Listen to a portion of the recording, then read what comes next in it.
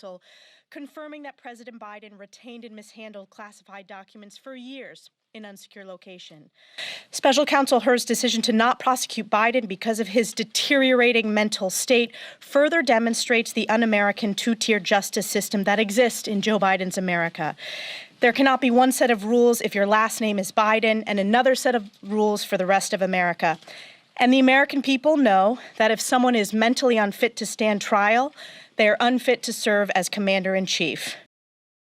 When an executive branch official rejects, unilaterally replaces the laws passed by this Congress, we have to act. And last night, we did. Ultimately, they're indicting, remember now, the DOJ is indicting one president with politically motivated charges, and they are now carrying the water for another amid very similar allegations. A man too incapable of being held accountable for mishandling classified information is certainly unfit for the Oval Office. Last night, the House voted to approve articles of impeachment against Secretary Mayorkas. Desperate times call for desperate measures. We had to do that.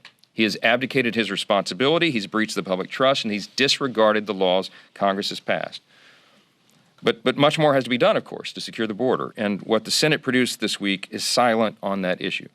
Senator McConnell and I have spoken about this in frank sessions, and let me be clear here again this morning. The Republican-led House will not be jammed or forced into passing a foreign aid bill that was opposed by most Republican senators and does nothing to secure our own border.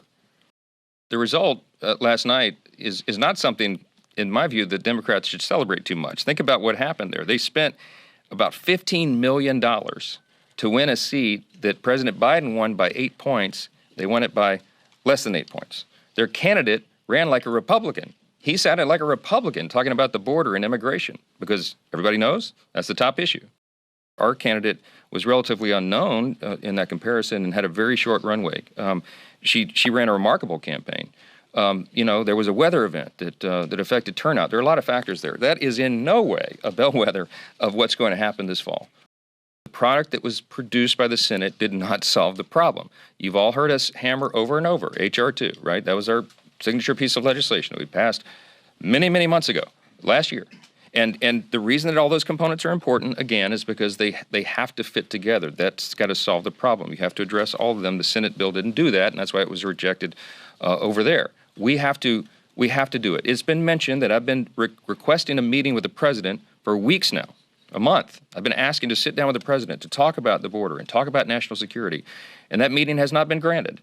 And I'm going to continue to insist on that because they're very serious issues that need to be addressed. And if the Speaker of the House can't meet with the President of the United States, that's a problem. I don't know why they're uncomfortable having the President sit across the table from me, but I will go in good faith because we have to solve this issue and do every single thing we can.